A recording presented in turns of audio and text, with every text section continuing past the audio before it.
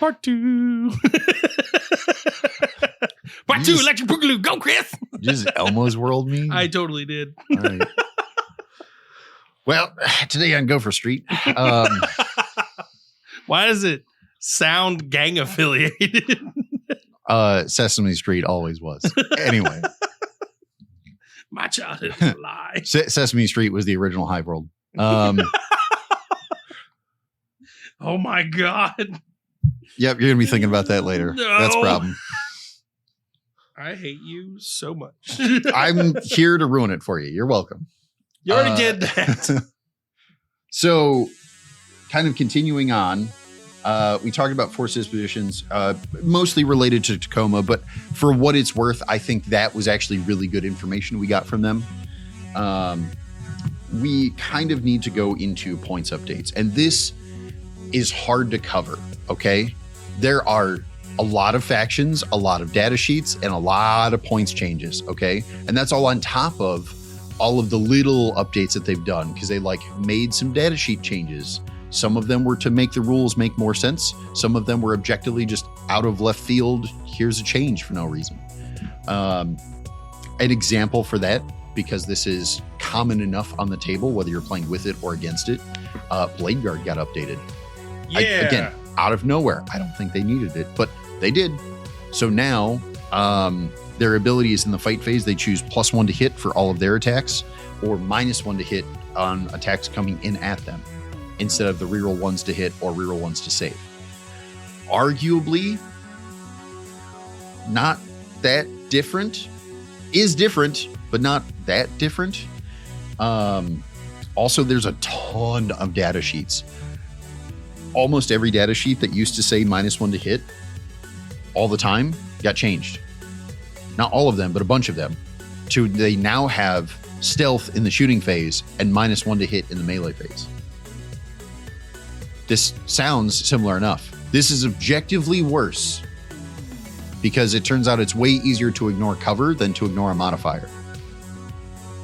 Yes, there's still plenty of stuff, whether it's psychic or otherwise, that ignores modifiers. Mm-hmm. Yes, it is different, but also there's a lot of ignore cover out there, or there's even more ignore cover out there, I should say. So now that the -1 to hit in the shooting phase got turned to stealth for a bunch of data sheets is a downside. I really wanted to make a joke about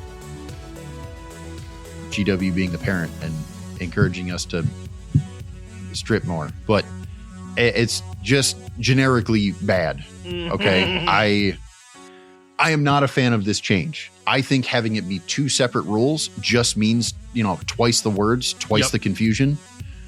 I'm not a fan of this, but mostly this is the same. Other changes. Obviously, GSC got their core rules updated to work now. It's mostly in line with Tacoma. It's a little different. Go read that if you play them. Also, no offense to anybody, but they're the least popular faction, ignoring agents. So there's probably not a ton of you that need to go read that. Jeez. I'm just being honest. Fired. Okay? Holy shit. Well, Chris coming in hot with this episode. Okay, and you know what? We should take a step back and talk about kind of the subject matter that we talk about. I talk a lot about Space Marines. Yes, I play Space Marines, but that's not why I'm talking about them. Even if you don't play Space Marines, you're an Orc player and you're a Death Guard player and you're having a great time, I'm still going to talk about Space Marines a lot because it affects you almost as much as the factions you play, right? Everybody has a player in their play group that plays Space Marines. So even if you don't play them yourself, it's still relevant to you. On the flip side of that, I'm probably going to talk about GSC the least. Is that because I don't care about them because I don't play them? No. It's because whether you play with them or play against them, that's going to show up at the table less than Space Marines are. It's going to show up less than Necrons do. Necrons are a very popular faction because they're consistent. Not because they're the most played, but because they're so consistent, it doesn't matter how the meta shifts, how good or bad certain things are, there's always going to be a decent Necron player you got to worry about. Okay? Always. That's just the reality of the situation. I would absolutely love to talk about AdMech more. I think the faction's hilariously good. Because that faction's so expensive to get into, they're underplayed. Yeah, there's not a lot of players. Fair, right? And because of that, I'm going to talk about them less. So I know this is a big kind of diversion from the points updates that we're supposed to be talking about, but I do want to let everyone know that I'm not hating on any faction, whether it's GSC or Sisters or AdMech or whatever. I'm not hating on a faction by not talking about them. Yeah. I'm talking about the most popular ones because the reality is that's the most useful information to everyone. Even if we do have like a GSC player and that's the only thing they play, and I would love to help them out more. We have levels on Patreon where you can ask me direct questions and I will spend a bucket of time with you to help you with your faction. Mm-hmm. But when we're talking about this, if I talk about GSC, it's probably helping you. Okay? If I talk about Space Marines, it's still helping you and also everyone else. Yeah, because you're going to fight into that more times than not, and you're also playing it. It's one of the two. Yeah.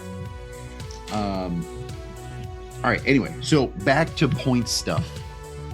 There have been a bunch of points. We don't have time to go over every data sheet or every faction even, but let me give you some generic information. Orcs did well at Tacoma. Yeah, they did. Orcs generally got a nerf in points. No, well, There's a couple of things that went up. There's a bunch of things that went down. Scratch that reverse. There's a couple of things that went down, but most things went up. The short answer is it looks like they kind of hated on Green Tide, and that was kind of the points nerfs. And I think a lot of that does have to do with Tacoma because that's what won. GW in the past has been notorious for, oh, you won a major open? Well, that seems pretty powerful. We saw how crazy it was on stream. We should probably tone that down a little bit. I think some of these points nerfs were specifically because of Tacoma. For Orcs specifically. Yeah. Moving on to Marines, because again, we have to go over them. This is a bit more of a mixed bag. Some things went up, some things went down. We saw a couple of units get broken out between like their points technically didn't change if you take 3 or more. But if you take 1 or 2, it got cheaper by a little bit. Or the vice versa, right? Like before it was the same points until you take the third one, and then the third one's more expensive. Yeah. So there's been a couple of weird kind of points breaks there. Cool, whatever.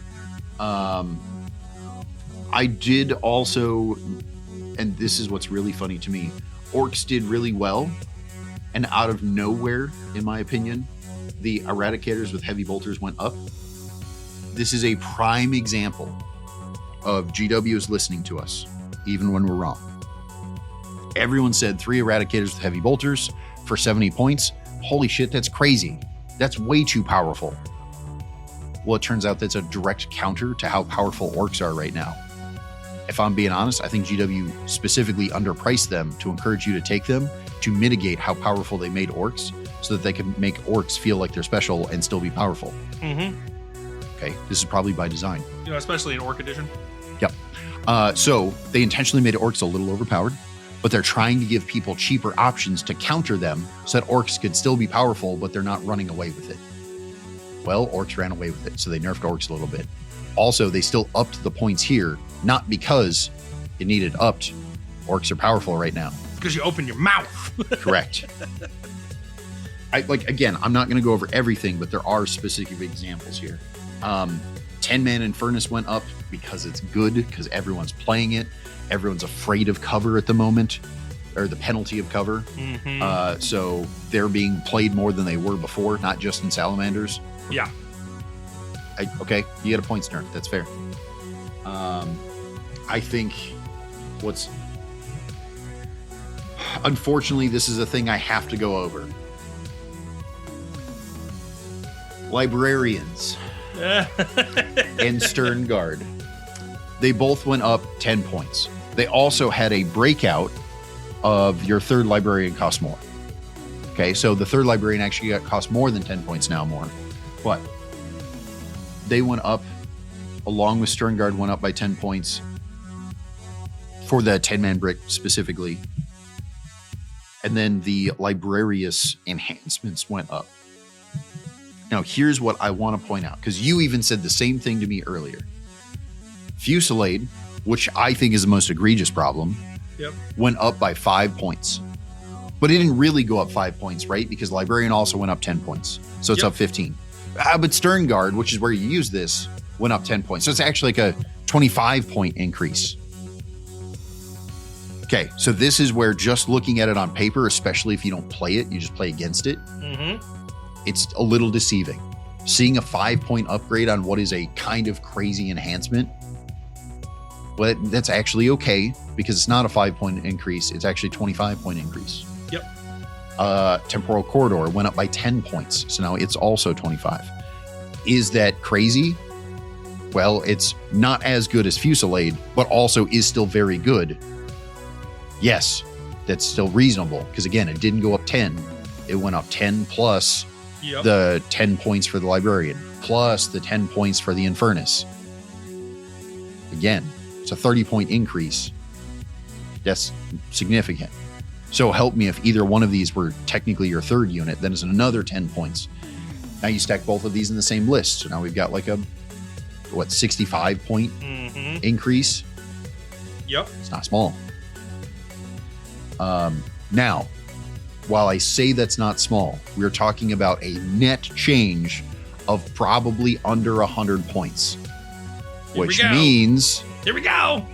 It ain't going anywhere. Okay? It's still going to be played. It's still going to be good. Yes, they lost a whole unit, right? They have to take their ATV and throw it directly in the dumpster. They have to take their scout squad and say, well, I didn't really need you anyway. It's going to change. Their lists are changing. But I don't think their detachments are changing.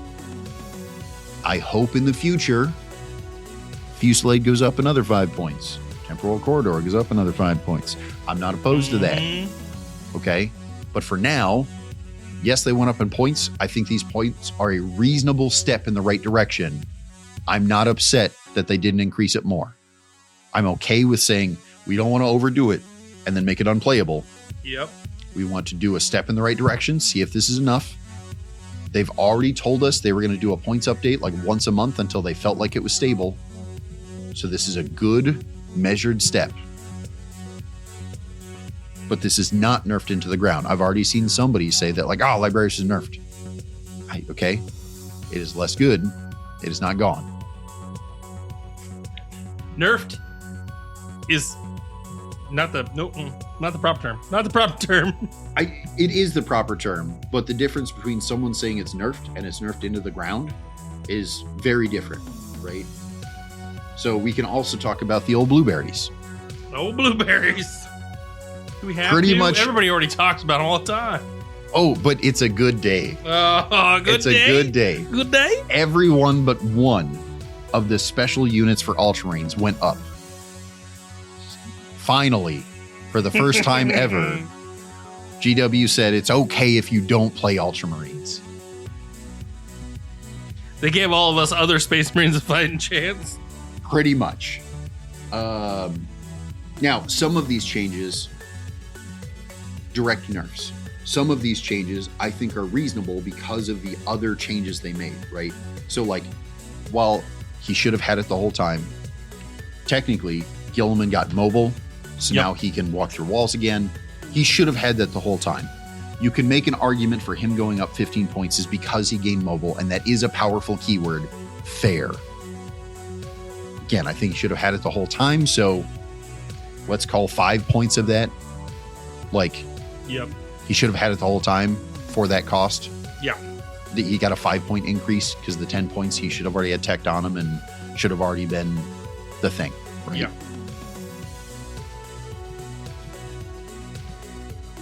Vanguard bets went up by 5 points. I'll be honest, I think this is temporary because... Really? I think it's temporary. We haven't gotten our codex, right? And the codex is coming soon. The fact that before the codex, they still have storm shields and everyone is under the assumption, we don't know for sure, under the assumption that they're losing storm shields because the Armageddon box, increasing them because like, no, we pointed them for the Armageddon box because that's what we were thinking about. Oh shit, you're right. You still have storm shields. You should probably be a little more expensive. We'll fix that when we take those away from you again. I don't know that any of that's true, but also the writing's on the walls. That kind of tracks. We'll see. We'll see. Okay, I don't want to go too deep into Marines anymore, but out of left field, there's one other thing I want to say. Aggressors got surprisingly cheaper. Don't ask me why. I haven't a clue. Yeah, that made me debate a few things about my list, if I'm honest. The fact that aggressors got cheaper and I need to punch things. Okay. So I want to just hit the most popular factions because, again, whether you play with them or play against them, they're still relevant. Marines, orcs, because they just won. We have to kind of talk about Guard now. I mentioned it earlier, but our Guard got a bunch of points drops. And I don't know why. I'm not saying that some of these aren't deserved and reasonable. I'm saying like across the board, there was a bunch of points drops. And they're doing just fine. Yeah. I didn't think they were that bad. I think people were overreacting at the beginning of the edition with not enough information. And that's why everyone said they were bad. That was my opinion before I saw they were doing good. Now they're doing good. And a lot of these point changes, let's say half of them, half of the point changes, I think are unnecessary. Some of them, mostly related to like the super heavies, I think they point changed them too much.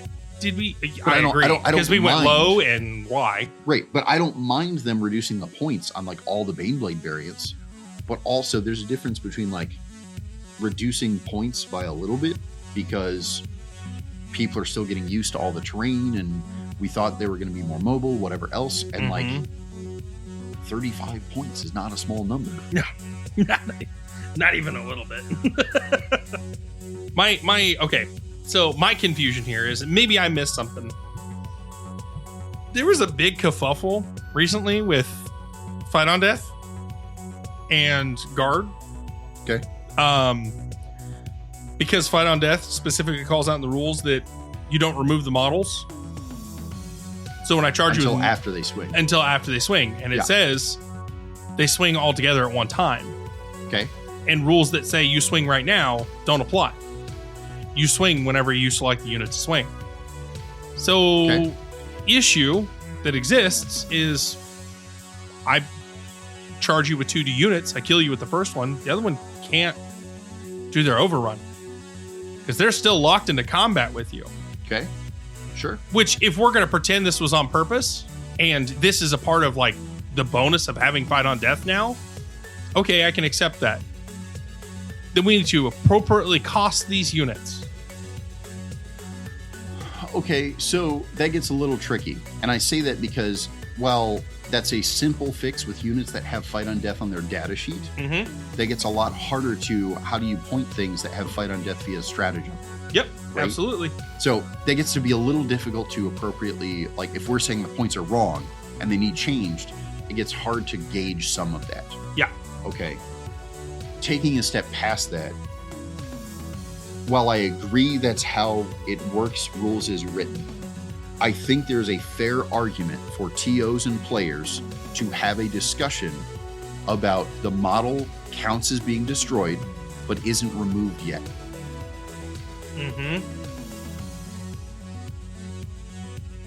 There's an argument to the fact that the model is destroyed, you no longer measure to it and you act like it's not there, even if you don't remove the model. Yep.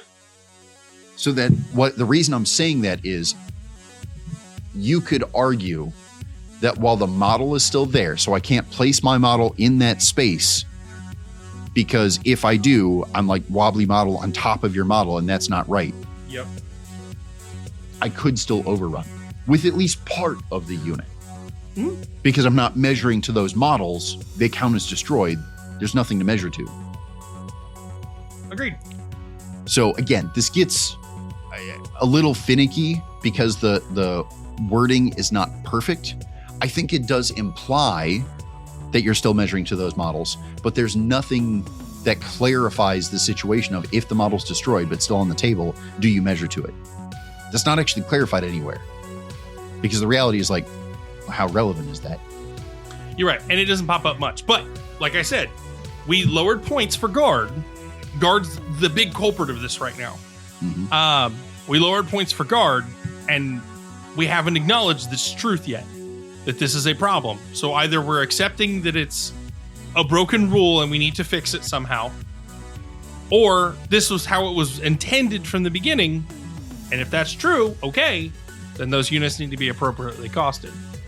And when you're talking about stratagems, okay, but then the detachments also needed to be appropriately costed.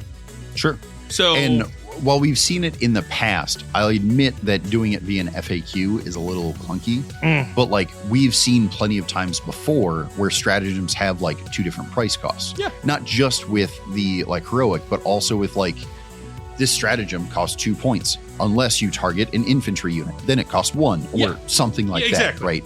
So we could do something along those lines. Correct. So for the fight on death, we could absolutely, I think there should be a clarification that basically says like, you don't remove the model, but also I think the fighting should happen. I think they should update it to where the fighting happens after that unit that swung fights, you fight then instead of waiting to be selected. Yeah. I think that fixes most of it. You're right. If there's an intention to this fight on death is supposed to give you a mobility advantage, okay, I'm on board if that's the intent. Yep. But then I think you should still say like you don't measure to the model. You just leave the model on the table. And if that's the case, then it turns into, okay, well, I'm kind of move blocking you, but also I'm not preventing you from moving. So you can get like 3 guys into pile, overrun over here and get some swings in. So you get something. Yep. I think that's a reasonable middle ground. Again, GW hasn't updated it as far as I've seen so far. They'll get to it, I'm sure. It doesn't seem like it's a priority for many people right now. Correct, because while it is a very confusing kind of feel bad situation, that situation, it doesn't show up on the table that often. No, it only shows exists up on occasion, but not that often. Right? No, it only exists on occasion, and it's only a selective number of people that are actively using it in this manner. So, correct. Okay, moving on. There was some detachment changes I feel like I should touch. There is not much, but there was a couple of detachments that specifically changed their mission grouping.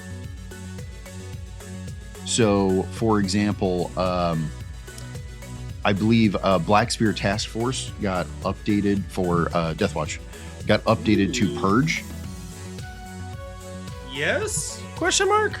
I believe so. Now, here's why I'm going to keep saying I believe so, even though I'm fairly certain. I have an issue. Of course you do. In their updating of all of these things, everything that in the MFM that is updated points-wise gets color-coded and gets an arrow and then says how much it got changed by. You can't miss it. This, I think they clarified it, and you know what? I can actually go double check, but I think they clarified it in the faction pack. But when you look at the MFM, it looks like there's no change. So now my question is, I have to go back and double check like every faction pack, because what happens when they change like the DP cost of a detachment? Yep. Are they going to color code it? Are they going to not? I don't know. I got to double check every faction pack and figure out which one changed in order to like verify everything. I'll be honest. You know how simple it'd be for them to just say like purge the foe, and then they put like a box around it of like bright yellow that says like this is changed. Yeah. We changed it. It wouldn't be that hard. Stop asking for things, Chris. I'm just greedy little shit. Okay, you can say I'm greedy. Have you read half of the FAQs that are like, how does this rule work? I don't know. Did you read it? Did you read it? It turns out they just like reiterated, yes, that is exactly how it works. Because your question basically verbatim stated the rule you're asking about. What do you want? If they're willing to answer those people, I can get a stupid yellow box. Okay? Give this man his stupid little yellow box. The reason I want this isn't just because like I'm a tournament organizer and I got to check for people who are, you know, whether it's unintentionally or intentionally trying to get away with things. I also feel bad because like I'm coaching people, right? Yep. And the number of times that I have to point out to people like, oh yeah, but did you know this is true? And they're like, no, I didn't. It's always been the other way. Are you sure? Yeah, it was updated. Oh, I didn't see it. And then, you know how long this person was playing with old rules? They could have just been better and didn't know. Well, now I feel bad like telling them that mid-game and their opponent's like, oh, that would have made such a difference and I shouldn't be winning. Now I feel bad. And like, it's just feel bad all around now. Yeah. Thanks, Chris. It'd be better if they were just made things a little more obvious as far as color coding. You know what I heard? And I say that because they're already doing it so much. You know what I heard? I heard that everything would be better if Chris just stopped telling people they're wrong. I don't. What? That's what I heard, Chris. Stop telling people they're wrong. I'm being helpful, and now all of a sudden I'm telling people they're wrong. You're the bad guy now, Chris. You're right. I'm always the bad guy. It's good of you to acknowledge this. Call me Billie Eilish. Anyway. What the? She's the one that sings the song "Bad Guy," right? Yeah. Okay. All right. I'm not that hip. I had to double check. I wasn't sure if that was you that was friggin' good. nerd. Anyway, okay. So again, there's a bunch of other point changes we can go across. Is there any faction that you are particularly worried that I need to cover? Not really. I'm going to be honest. This felt like not much in the realm of the word change. That being said, I think people should be more fearful than they are because we're not getting much changed. Every time that's happened since I've started playing, that's bad news. I don't think it's bad news in the way of like they're gonna fuck everything up. No. I think it's bad news in the way of like, you know we're gonna get accustomed to a certain way and then it's gonna change abruptly. Well, I think it's more for this situation. I think it's more like GW acknowledges that they're like, no, you haven't seen what we play tested yet. Get some more games in. Mm-hmm. They're not adjusting things crazily for the most part because they're like, no, I see what you're seeing. We saw this back in playtesting 4 months ago. Keep giving it a try. We've adjusted for it. You'll see. And I think that's why they're taking smaller steps. I also think for the most part, their point changes are minor enough. Most of them are 5-10 points a piece, right? And they're doing such a minor bump because they already know. They're like, even if these points fix everything, we are still going to put out another points update in 4 weeks. So we don't need to jump 10, 15 points. We can go 5 points because worst case scenario, we're wrong. They've only got 4 weeks to play this. Not a big deal. Yeah. We're okay. They've only got a few weeks until Orc Codex comes out. They've only got another week or so after that before we get the Marine Codex. And those, again, 2 factions are pretty big factions, especially right now. Orcs have a big swell in their player base. Like, that's a lot of people affected. We don't need to get Orcs right. We don't need to get Marines right because we know that we're about to hard wipe their Codex. Everyone else we want to figure out.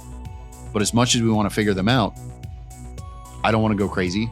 Yeah. I want to get little minor bumps in the right direction and then do another little minor bump next month because we would rather increment our way there instead of overshoot it and then we have bad data and we don't know how much to go backwards. Yeah. It ain't worth it. So on that note, I think I'm going to call it a couple of things that I thought were a little nutso. Obviously, all the Primarchs got mobile keyword. It's kind of because. Also, Gilliman went up. You know who went down? Don't tell me it was a lion. He went down. No. Why? He got mobile and went down. What? Why? No. Ooh, he's so good. No, it's not. It's very bad.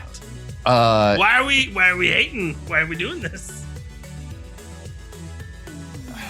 I won't say why we're doing this. I think it's because Wrath of the Rock was the way to play them in 10th, and now no one's playing it because it's 3 DP and everybody wants, whether it's Librarius or something else, like yep. Everybody feels afraid of playing that detachment. And outside of that detachment, he's not quite as good as he was in 10th. Now, I'm not saying that he's bad. He's still very, very good. Okay. But also, yeah, he's not quite as good as he was in 10th. No. So, yeah, it's fine. Other crazy things. I'm going to scream. Custodes, the Wardens got cheaper. Yeah, why? I'm already fucking struggling to kill them little bastards. Now there's more of them. Correct. It's a problem. Anyway, I'm not actually mad at the points change. I'm fine with all of these points changes. I want to clarify that the only point changes that I think concern me are some of the guard stuff. Yeah. I haven't gone over every faction yet, so there could be others.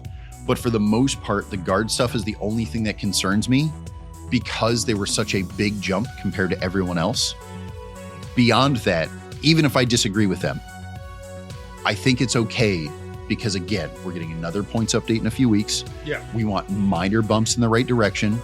And as much as I don't understand some of the changes, it's like 5 points. I don't understand why they changed it by 5 points, but also it's fine. It's 5 points. Who cares? Yeah. Not a big deal. Okay. Speaking of things I didn't understand, Tesseract vaults went up by 20 points. I'm pretty sure. Like, why? I don't know. I have one answer, and then I have a second answer which contradicts my first answer. So the one answer is it gained framed keyword, which arguably it should have had anyway. I feel like that's probably what it was playtested with. Yep. Whatever. So it gained frame. That means it covers a bigger area. That means theoretically it is better. Because now you're like move blocking more, and it's one of the few models that arguably could actually move block an entire objective by itself. Like, all right, okay, yeah. Maybe going up in points isn't unreasonable. I'm not mad about it. I'm just surprised. As far as Necrons, they did get a lot of updates to some of their abilities. So, for example, all the res orbs gained the resurrection keyword, and they also got limited to where now you can resurrect once per turn. So even if I have 3 overlords and 3 different units, I can only do it once per turn. So after I resurrect with that unit, these other 2 units have to sit on their thumbs until my opponent's turn, I guess. Turn, yeah. So that's a significant nerf. It seems odd. It's fine. Again, they let us keep the ability to resurrect characters or reanimate characters. So like maybe this is their concession of like, no, we're going to let them keep that because we like the fact that it's like anti-precision and that's not what you guys are seeing, but that's what we intended. Yeah. But also in doing so, we're going to limit how much they get to resurrect. So like that will make it okay. Right. Again, I'm not mad about this change. It's fine. I'm willing to accept it at face value and play it as is, and I'll adapt. Not upset. But also the command barge, I think, changed because it used to be able to resurrect anything within 6. Okay, yeah. And now it's like infantry and mounted. So theoretically, the Tesseract Vault can't get resorbed anymore. I don't fucking hate that. I think there was actually an update somewhere in 10th that made that true already, but I don't remember because my app's already updated. But it was just funny. Somebody messaged me, he's like, why is the Tesseract Vault catching strays for no reason? And I was just like, I gained frame, I guess. I don't know. Are you catching these strays for no reason. Ooh, I'm gonna call somebody out. The Imperial Knights got 1 point change. It was strictly to the Knight Castellan. I think someone heard about Frank at GW and decided they hated that guy. That guy? Fuck that guy. Okay, so Castellan going up in points is fine. Yeah. The fact that that's the only thing that got changed, and Frank keeps making jokes to me every week about like, I'm gonna run 3 of them. Like, it's so good. Well, apparently GW heard them giving me a hard time. Oh, no, somebody's gonna have fun and his name's Frank? Hell no, not on my watch. Nerf that shit right now. Yep. Another big one I want to call out is Thousand Suns. I know I already mentioned this earlier. Generically, they got a ton of point increases. It's kind of like all across the board. Secatars, Sorcerers, Terminators, Zangor Enlightened, like everything, almost everything got points increases. I'm going to tell you right now, half of them I totally agree with. The fact that like Fate Weaver went up by 10 points, I'm fine with that. That guy's about damn time. Is pretty good. Some of these going up in points, like a regular sorcerer, he didn't actually go up in points, but if you take a third one, now it's 10 points more expensive. Like, you know, again, reasonable. I'm not upset about that, but also like, I'll be honest, I haven't played anybody running all 3 sorcerers, so like, is that really necessary? I don't know. I'm happy to take pretty much all of this at face value. And this isn't just Thousand Suns, like again, it's everybody, because we're so new in the edition. Yep. Even if I don't understand the point changes, I'm going to assume someone was out there who's playing with or against Thousand Suns way more than I have, and they understand that that's necessary. Yeah. Cool. Reasonable. I do have a complaint. And I've made this complaint multiple times, and I'll keep making it. I still don't understand why, when we adjusted Sanguinor, we took the time to adjust his rules. Sure. Because we decided they were broken and they didn't work the way they're supposed to. Okay. Fine. I don't know how that's true, but okay. We still didn't adjust his points. Because I'm going to be honest, I still feel like I'm paying for fights first that I don't really get. Yes, I get it in some capacity, and yes, it is a defensive. And I'm not saying he needs to drop by a bunch of points. I'm saying we dropped him by 10 points to start with, where things like Judicia drop 15. You got other fights first units that have dropped 15. And we're like, but the Sanguinor, he's so good, we got it. We were already paying for the good. Where 100 points goes into the fact, I mean, let's be honest. His damage profile is 4 up, his 2 up, and the fact that he should just drop in wherever, that's enough. 100 points right there. I feel like a single model, that's enough. And then you throw in there the fact that he has dev wounds. Okay, that's an extra 5-10 points. You know, we can go up, but the reality is we're still paying 130 points. I still don't know why we took the time to fix this part, but we didn't adjust the points for that. Well, okay, so multiple things here. Let's start by saying that they're a Marine faction, which means, as far as I'm concerned, nothing is set in stone. Yes. You are guaranteed your codex very soon. I mean, it's GW, so very soon TM, but very soon. So there's an amount of Sanguinor could get brand new abilities. We don't know yet, and they're just buying their time because they're like, I don't want to fuck with them. We're giving them a brand new data sheet. We don't care, right? Yep. That goes the same for Death Company. That goes the same for your generic units, right? Like JPI could get a brand new ability. I'm not saying they will, they won't, but there's so many changes. The fact that Oath is going to change. I think they just leaked it the other day, officially. Anyway. Oh, really? Supposedly. I haven't double checked it, but anyway, the fact that like you're losing Oath, right? Yep. So if you lose Oath, well now it affects me 0, but go on. No, but it kind of does though, right? Because like some of your units that have lethal hits, now all of a sudden you're getting those less often because you just don't get full rerolls for no reason because you said so.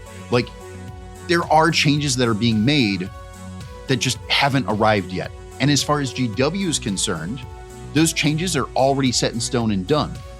You don't see them yet because they haven't released the book, but they've already done all the play testing. They already know what's coming. So they're like, I know you're bitching about Sanguinor, but also we already fixed him. I'm not saying I don't know that they fixed him, but like, there are changes to them already that you just don't know about because you are getting something other than Oath. Sure. I don't know what that is, but like, he's getting something new that will affect him objectively.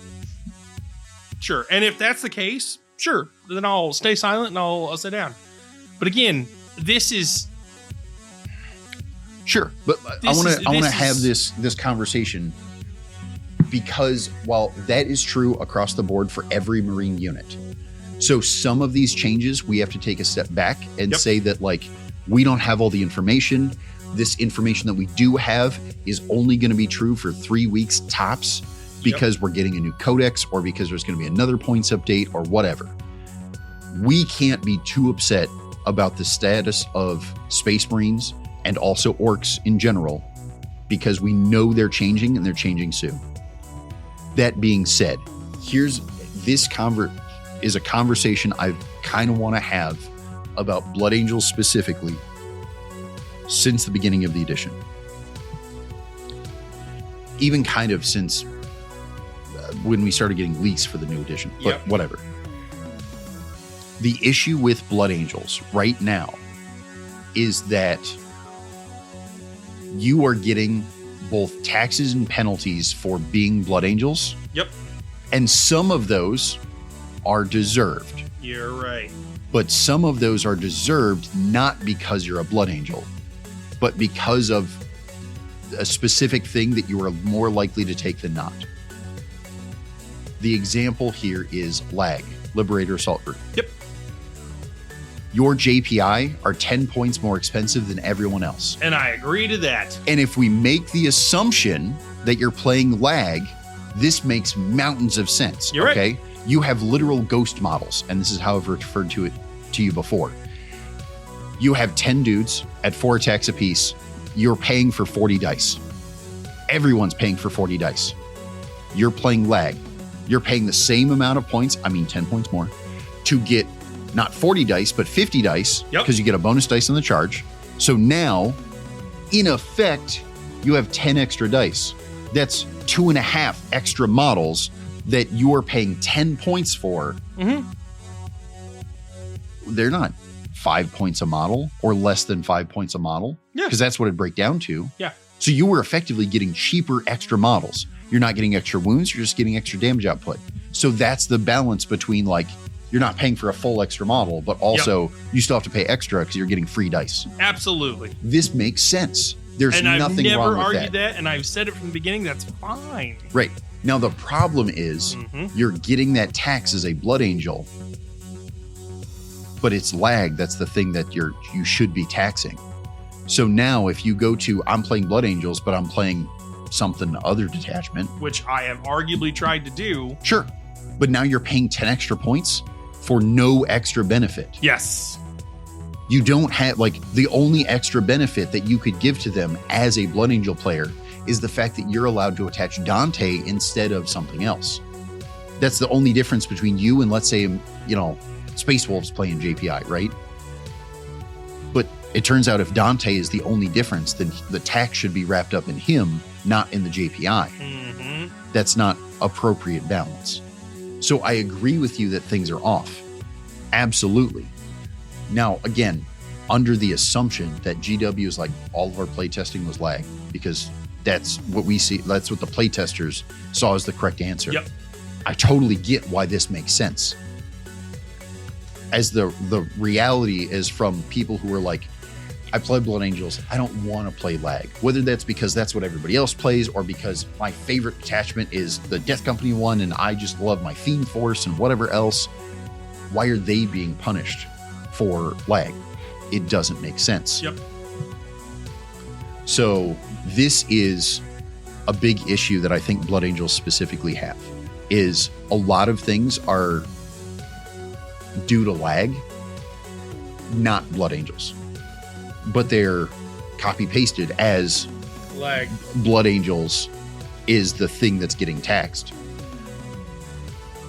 Taking that a step further, we're talking about specifically JPI, right? Yep. So in lag, everything makes sense. I'll pay 10 points all goddamn day. No problem. Yep. I'm not playing lag. Now, the difference between your JPI and Blood Angels and your JPI and, I don't know, Raven Guard or even Imperial Fists, we'll say, just cuz, right? Well, it turns out yours are actually worse. You don't get the +1 to wound from Oath, so your JPI are objectively worse than Imperial Fist JPI. You can put a chaplain in both. They're identical. Why are you paying 10 extra points? You're not actually getting a benefit that they don't. You're both playing Stormlance. You're both nah, it's the same. But you're still paying the 10 extra points because in lag, that 10 extra points actually feels very appropriate. Yep. The conversation is not necessarily supposed to be about Blood Angels like the whole episode, but this is a example where every faction has kind of issues about them. It's just like when I first came in, the conversation was Drukhari are paying for the sins of 9th, Eldari are paying for the sins of 8th. Everybody's paying for the sins of the past edition. Eldari are paying for the sins of Index 10th. But but yes. the point is it's the repeat offender, and that, I guess that's my issue with this, is that I've been complaining since last edition that Death Company are too expensive, specifically the jump pack variant. And I've had it, people multiple times are like, well, yeah, but you get a bunch of power weapons. Bunch is relative. I have to take 10 to get 3 power fists. Sure. Okay. But here's the trade-off though, right? Getting 3 power fists when regular JPI get 1. Again, you should pay extra points for that. Absolutely. That's fair. The question isn't that you're paying more. The question is, are you paying too much more? Yep. Okay. Now, here's where we as players offer up data to GW to make choices. And if we taint the data or we don't give them enough information, we are just arguably as much of it, like we can't hold them to a standard that they don't have the information to correct, right? Yeah. So we had this conversation earlier about, I think Death Company are overcosted, but they're not over. I think they're appropriately costed when you combine them with Lamartes. Lamartes, right? Absolutely. That damage reduction combined with like a 6-up Feel No Pain and all these extra special weapons, and they have rerolls to hit. No, that unit, that's probably appropriately costed. Yep. Maybe it's too much, but like by a little bit, not much. It's not enough to complain about. Yeah, it's fine.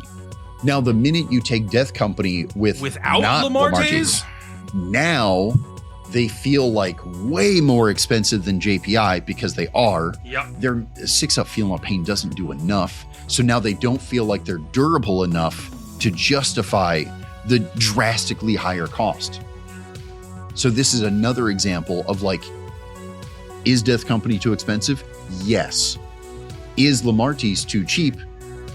No, currently, but if you drop Death Company, then probably yes. So Lamartes himself should be going up. Right, but only if we're also adjusting Death Company. Absolutely. These data sheets in general, and this is where we can kind of segue into other factions, is that it's never about a single data sheet and getting it right. It's about there's too many synergies, too many different things going on, variables, to where one adjustment on one data sheet can have several impacts, right? If I reduce the cost of Death Company, I need to increase the cost of Lamartes.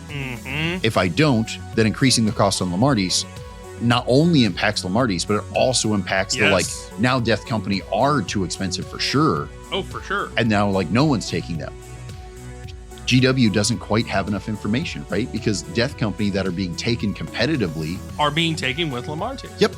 And now everything seems reasonably costed, but they're only seeing Lamartes. They're not seeing the other characters. They're not seeing a generic Death Company captain, right? Or things like that. So it becomes to where like, yeah, we can blame GW for not getting it right, but also we can't really blame them for not getting it right when they only see one thing. Competitively, I should say. Well, I think that's the only, like, again, Sanguinor, Death Company, those are the only ones that I wanted to see adjustments for. And again, I was already, when we talked about it earlier, I was already of the mindset of Labartes needs to go up some points, Death Company needs to come down, and the Sanguinor, honestly, I'm not asking for much. Probably just drop 5 points, call it a day. Just enough to make sure that Fights First is appropriately costed. Sure. For what it is. And again, these were the things I was hoping for. Otherwise, I mean, again, we had to talk about the whole paying for the sins of lag. But I'm still in lag. So for me, nope, appropriately costed. That's totally fine. I'll make it work. But yeah, no, for Blood Angel's side of things, that was all I was really hoping to see. From the other side of things, just kind of looking outside, looking in for everything, I wasn't upset with anything I found. I wasn't truly upset with anything out. I thought it was funny that we'd done all these changes, like we've been talking all these episodes, to come and find out that we only needed to change and alter a few things, like we were saying from the get-go. Yep. Only a few things need to be changed. Yeah, So- specifically with Tacoma. Yeah. So yes, I will kind of give one last bit of information before we kind of move on to the next topic about things to look out for. I think things are a little deceptive at the moment, but looking only at the point changes. I am personally going to be on the lookout for Eldari to start getting a lot better, because they got a bunch of points reductions. Oh yeah. It's only 5 or 10 points a piece, but they got a bunch, and I already think they're good. But I think they're good in things like Recon and Disruption, which are currently underplayed. So these points adjustments aren't the reason they're going to be crazy. Mm-hmm. That's only adding to the fact that, like, as people start shifting into these other force dispositions, they're going to start showing up more. And when they're getting points decreases because they're not showing up as much as GW thought, we might have to undo some of those later. So Eldari, I think, are going to start to look mighty good. Yep. I also think specifically World Leaders. I think they were doing just fine before. They weren't the greatest. They weren't the worst. They were doing fine. Yep. I think they have had some of the biggest, like, whole list point swings of all the things getting adjusted. I would agree. I think Guard arguably could have the biggest point swing, but the reality is most Guard players aren't probably playing like 2 or 3 Baneblades. No. So, like, while it could have a higher point swing, the reality is it probably doesn't competitively. Yeah. World Leaders competitively, I think, probably got the biggest point swing, which is worrisome, because I don't think they were in a bad place. No. But they got a pretty good buff when it comes to points.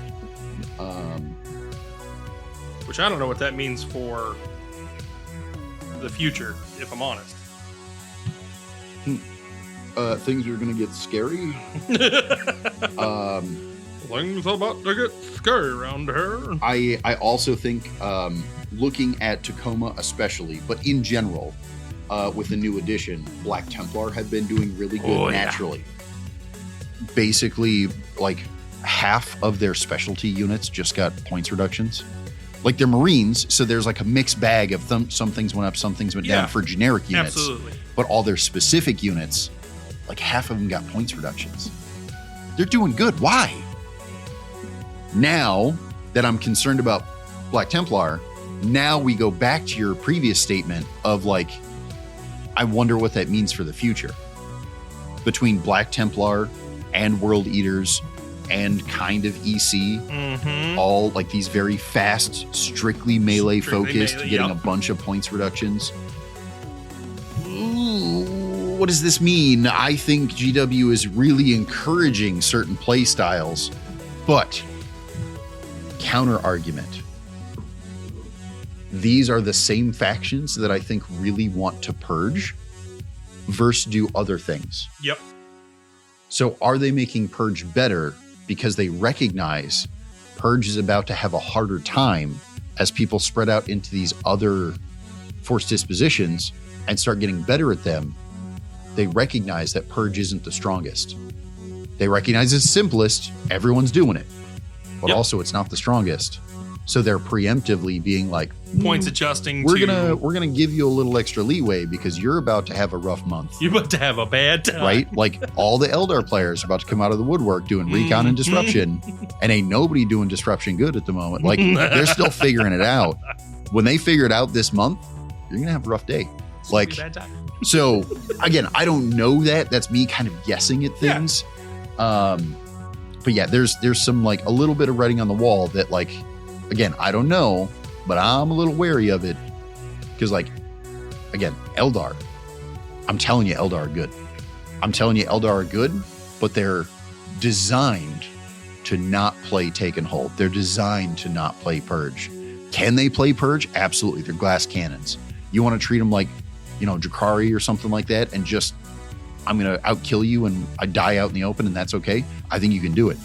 Also, when you get that good Eldari player who really figures out a balanced list and starts doing disruption and just laughs at their opponents because they're like, what do you do? Oh yeah, I do that better. Like, it just, man, is it gonna feel crazy. Yep. Don't get me wrong, they're Eldari. They ain't that tough. If you can touch them, they fall over. So World Eater players, Black Templar players, again, it's going to be a rough matchup until you touch them, and then they fall the hell over. You can do it. They just gave you some free points to, like, here's an extra unit, go touch them. But I think you're going to need that. You're going bedtime. Again, this is all kind of, we're looking farther down the road. What are we doing? I don't think we're there yet, right? I think if I'm being real honest, this next week, maybe 2 weeks, everyone's terrified of Black Templar and World Eaters because they were already decent. Everyone's playing Purge, and they were good at it. And then you just gave them free units for no reason. Like, what the hell? Yeah, no, it's going to be crazy for a couple of weeks. But I think that making Purge feel crazy is going to help encourage people to go away from Purge that shouldn't be there. And then they are going to start exploring other stuff. And that's how they're going to find the counter to it. Yeah. Right? That's going to be a process. But we'll get there. It's new edition growing pains is what it feels like. Yep. And it's going to continue to be that way for a couple of months. Even if we pretend that we have it figured out by the time we get the next points update. Oh yeah, this all makes sense. This is great.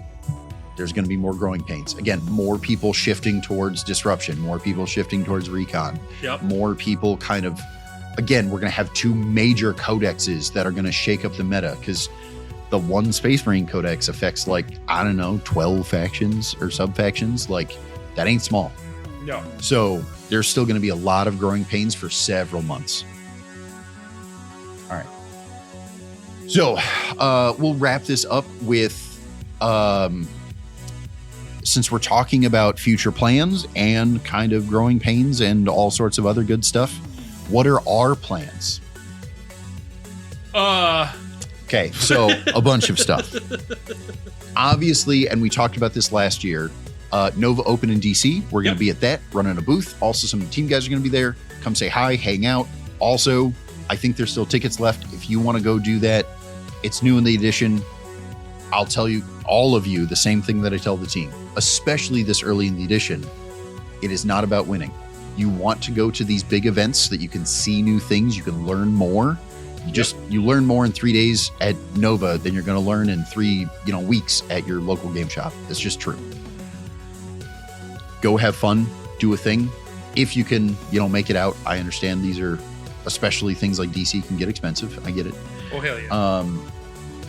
Also, in addition to that, we are going to start promoting a what's called the Lord Marshal's Conference, or the kind of Midwest circuit thing that we're doing. So we're going to start participating in that, both here at the shop running events, but also we're going to start going to other shops that are doing that thing. Most of these are practice run for a couple of months, but yes, next season when they switch over to the new year, I know several guys on our team, including yourself, that are going to be gunning for some top in faction spots. I think that's kind of what I'm doing this year.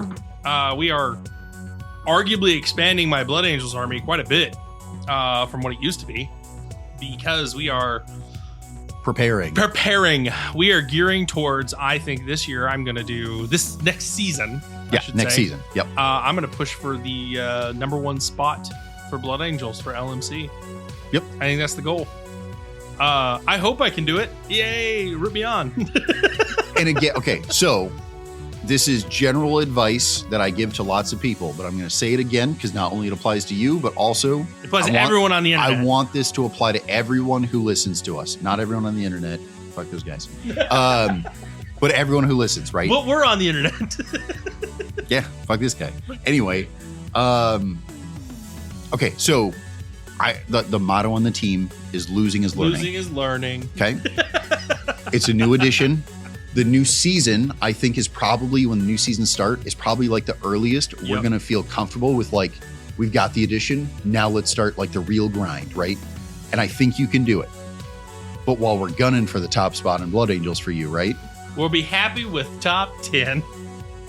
And we want to have reasonable goals. Yeah. We've already mitigated that, right? By like keeping it grounded. We're looking for top-ish of LMC, not of ITC the world sort of thing, right?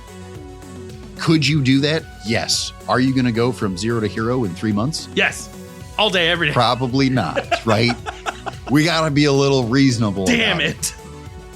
But that doesn't mean that that can't be a goal for like the season after, right? Yeah. We can work our way to that. The thing we have to kind of keep in mind is that there is some disadvantages when we're trying to go for these top spots, right? We have real jobs. Yes. I mean, ish.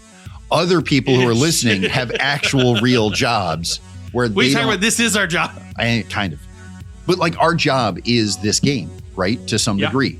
We have other stuff to do and we have life to deal with. Your average player, this isn't their job. 40K is not a job to them. It's fun. Your average player is going to have a way harder time getting to the top spot than like the guys who this is literally their job. Yeah. Okay, that's fair. So we have to keep that in mind and keep ourselves in check of like, absolutely, not getting to the top spot isn't a failure on my part. There are some disadvantages I have. Okay. And that's not a negative. That's just a reality. Mm-hmm. That being said, we also can't put some of these top guys who this is their job on too much of a pedestal. Yes. I have absolutely played against some of these guys. We've met a bunch of them. They're humans. They're regular people. They make mistakes. They're, as much as this is their job, they have preferences. They have like little things that make them to where they're not perfect.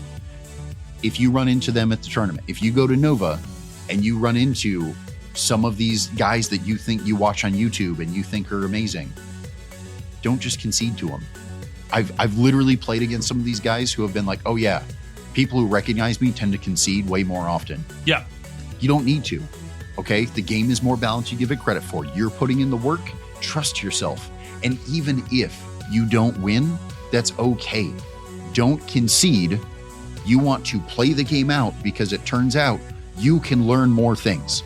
If these guys are as good as you think they are, then learn from them. Don't just say like, oh, well, I can't win. I give up. Might as well just quit. That doesn't help you. That doesn't help them. That doesn't help the game as a whole, right? Play the games out at these tournaments. Learn things. There are still things to learn on turn 4, okay? Also, most of these guys, I can't speak for all of them, but most of them that I've like worked with or interacted with, if you end the game and ask for their advice, they'll help you. No, I'm not saying you should take all of their advice as gospel, which is what tends to happen. But for the people who ask, understand that this is for their play style and how they view the game. And there are more ways to play than the way they play. But also, ask for their advice. Even if you don't take their advice, you'll get their perspective, and that can help teach you something that you can roll into your play style and is still relevant. I think more importantly,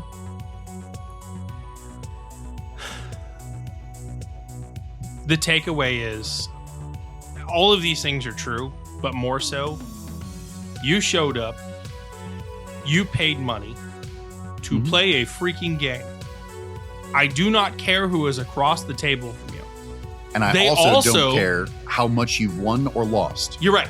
They also paid the same amount of dollars that you did, walked through the same damn doors you did, with the same expectations when they came to this table. And if you, and I'm going to be honest with you, let's say I climb the ladder and I get to the rocket at the top, right? If I come up to somebody across the table from me and they go, I concede, you're too good, I'm going to be mad. I'm going to be real damn mad. And I might not offer any advice. I might look at them and go, you know what my advice is? Play the goddamn game.